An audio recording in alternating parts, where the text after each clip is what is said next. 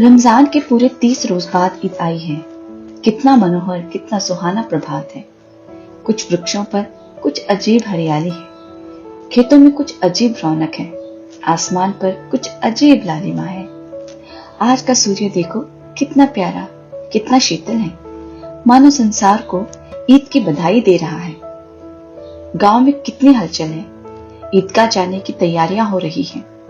किसी के कुर्ते में बटन नहीं है, पड़ोस के घर से सुई धागा लेने दौड़ा जा रहा है। किसी के जूते कड़े हो गए हैं, उसमें तेल डालने के लिए तेली के घर भागा जाता है। जल्दी जल्दी बैलों को सानी पानी दे दे। ईदगाह से लौटते लौटते दोपहर हो जाएगा। 3 कोस तक पैदल रास्ता, फिर सैकड़ों आदमियों से मिलना भेटना। दोपहर के पहले लौटना असंभव है।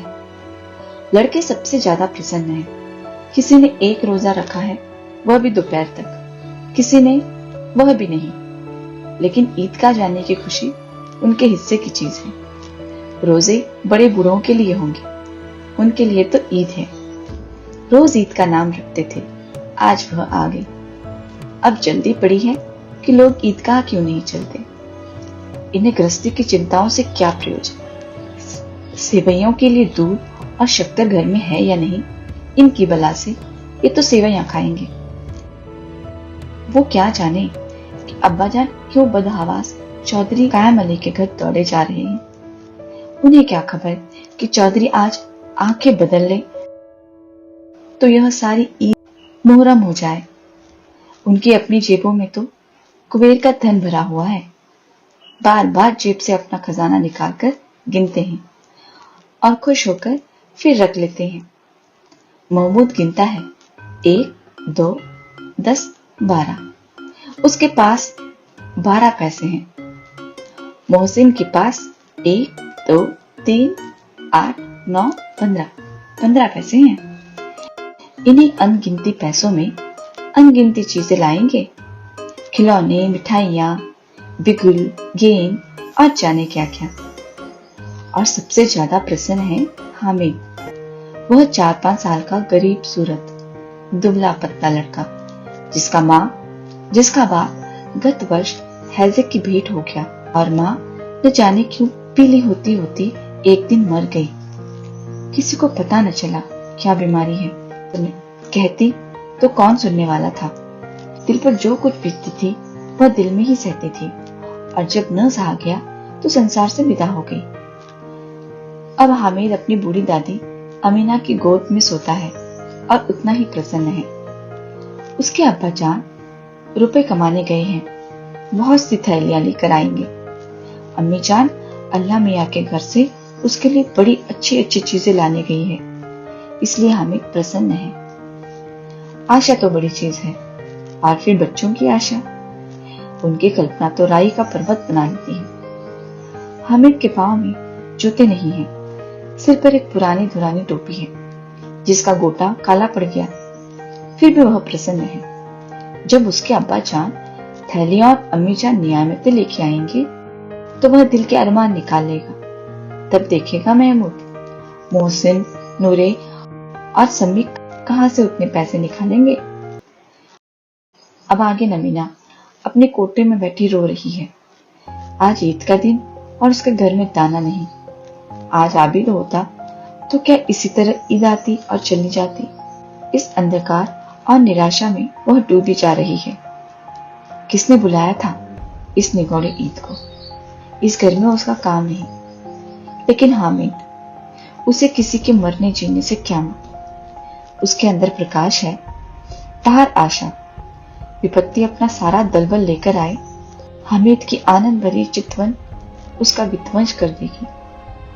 हामिद भीतर जाकर दादी से कहता है, तुम डरना नहीं अम्मा, मैं सबसे पहले आऊंगा, बिल्कुल न डरना। अमीना का दिल कचोट रहा है। गांव के बच्चे अपने अपने बाप के साथ जा रहे हैं। हामिद का बाप अमीना के सिवा और कौन है। उसे कैसे अकेले नीले जाने दे। उस भीड़ भाड़ में बच्चा कहीं खो जाए तो अमीना उसे यूं ना जाने देगी। नन्ही सी जान 3 कोस कैसे चलेगा। पैरों में छाले पड़ जाएंगे। जूते भी तो नहीं है। वह थोड़ी थोड़ी दूर पर उसे गोद ले लेगी। लेकिन यहाँ सेवैयां कौन पकाएगा? पैसे होते तो लौटते लौटते सब सामग्री जमा करके चटपट बना लेती। यहाँ तो घंटों चीजें जमा करते करते लग जाते हैं। मांगे ही का तो भरोसा ठहरा। उस दिन फहीमन के कपड़े सिले थे, 8 आने पैसे मिले थे। उस अठन्नी को ईमान की तरह बचाती चली आती थी इसी ईद के लिए। लेकिन कल ग्वालन सिर पर सवार हो गई तो क्या करती? हामिद के लिए कुछ नहीं है तो 2 पैसे का दूध तो चाहिए ही। अब तो कुल 2 आने पैसे बच रहे हैं। 3 पैसे हामिद की जेब में, 5 अमीना के बटुए में। यही तो बिसात है और ईद का त्योहार। अल्लाह ही बेड़ा पार लगाए। धोबन और नाई और मेहतरानी और चूड़ीहारी सभी तो आएंगी। सभी को सेवैया चाहिए और थोड़ा किसी की आंखों में नहीं लगता। किस किस के मुंह चुराएगी? और मुंह क्यों चुराए? साल भर का त्योहार है, जिंदगी खैरियत से रहे। उनकी तकदीर भी तो उसी के साथ है। बच्चे को खुदा सलामत रखे, दिन भी कट जाएंगे। गांव से मेला चला और बच्चों के साथ हामिद भी जा रहा था। कभी सबके सब दौड़कर आगे निकल जाते, फिर किसी पेड़ के नीचे खड़े होकर साथ वालों का इंतजार करते। ये लोग क्यों इतना धीरे धीरे चल रहे हैं? हामिद के पैरों में तो जैसे पर लग गए हैं। वह कभी थक सकता है? शहर का दामन आ गया। सड़क के दोनों ओर अमीरों के बगीचे हैं। पक्की 4 दीवारी बनी हुई है। पेड़ों में आम और लीचियां लगी हुई है। कभी कभी कोई लड़का कंकड़ी उठाकर आम पर निशाना लगाता है। माली अंदर से गाली देता हुआ निकलता है। लड़के वहां से एक फरगाल पर हैं, खूब हंस रहे हैं। माली को कैसा उल्लू बनाया। बड़ी बड़ी इमारतें आने लगी। यह अदालत है, यह कॉलेज है, यह क्लब घर है। इतने बड़े कॉलेज में कितने लड़के पढ़ते होंगे? सब लड़के नहीं हैं जी, बड़े बड़े आदमी हैं। सच, उनकी बड़ी बड़ी मूछें हैं। इतने बड़े हो गए, अभी तक पढ़ने जाते हैं। न जाने कब तक पढ़ेंगे और क्या करेंगे इतना पढ़कर। हामिद के मदरसे में 2-3 बड़े बड़े लड़के हैं, बिल्कुल 3 कौड़ी के। रोज मार खाते हैं, काम से जी चुराने वाले। इस जगह भी उसी तरह के लोग होंगे और क्या। क्लब घर में जादू होता है। सुना है यहाँ मुर्दे की खोपड़ियां दौड़ती हैं और बड़े बड़े तमाशे होते हैं, पर किसी को अंदर जाने नहीं देते। और यहाँ शाम को साहब लोग खेलते हैं। बड़े बड़े आदमी खेलते हैं, मूंछों दाढ़ी वाले। और मैं भी खेलती हैं। सच, हमारी अम्मा को वह दे दो, क्या नाम है, बैट, तो उसे पकड़ ही न सके, घूमते ही लुढ़क जाए। महमूद ने कहा, हमारी अम्मी जान का तो हाथ कांपने लगे, अल्लाह कसम। मोहसिन बोला, चलो मनो आटा पीस डालती है, जरा सा बैट पकड़ लेगी तो हाथ कांपने लगेंगे। सैकड़ों घड़े पानी रोज निकालती है, 5 घड़े तो तेरी भैंस पी जाती है। किसी मैम को 1 घड़ा पानी भरना पड़े तो आंखों तले अंधेरा आ जाए। महमूद, लेकिन दौड़ती तो नहीं, उछल कूद तो नहीं सकती। मोहसिन, हाँ, उछल कूद नहीं सकती, लेकिन उस दिन मेरी गाय खुल गई थी और चौधरी के खेत में जा पड़ी थी तो अम्मा इतनी तेज दौड़ी थी कि मैं उन्हें न पा सका। सच। आगे चले। हलवाइयों की दुकानें शुरू हुई। आज खूब सजी हुई थी। इतनी मिठाइयां कौन खाता है? देखो ना, एक एक दुकान पर मनो होगी। सुना है रात को जिन्नात आकर खरीद ले जाते हैं। अब्बा कहते थे कि आधी रात को एक आदमी हर दुकान पर जाता है और जितना माल बचा होता है वह तुलवा लेता है और सचमुच के रुपए देता है, बिल्कुल ऐसे ही रुपए। हामिद को यकीन न आया। ऐसे रुपए जिन्नात को कहां से मिल जाएंगे? मोहसिन ने कहा, जिन्नात को रुपए की क्या कमी है? जिस खजाने में चाहे चले जाएं, लोहे के दरवाजे तक उन्हें नहीं रोक सकते जनाब। आप हैं किस फेर में? हीरे जवाहरात तक उनके पास रहते हैं। जिससे खुश हो जाए उसे टोकरो जवाहरात दे दिए। अभी यही बैठे हैं, 5 मिनट में कलकत्ता पहुंच जाए। हामिद ने फिर पूछा, जिन्नात बहुत बड़े बड़े होते होंगे? मोहसिन, एक एक आसमान के बराबर होता है जी। जमीन पर खड़ा हो जाए तो उसका सिर आसमान से लग जाए, मगर चाहे तो एक लोटे में घुस जाए। हामिद, लोग उन्हें कैसे खुश करते होंगे? कोई मुझे वह मंत्र बता दे तो एक जिन को खुश कर लूं।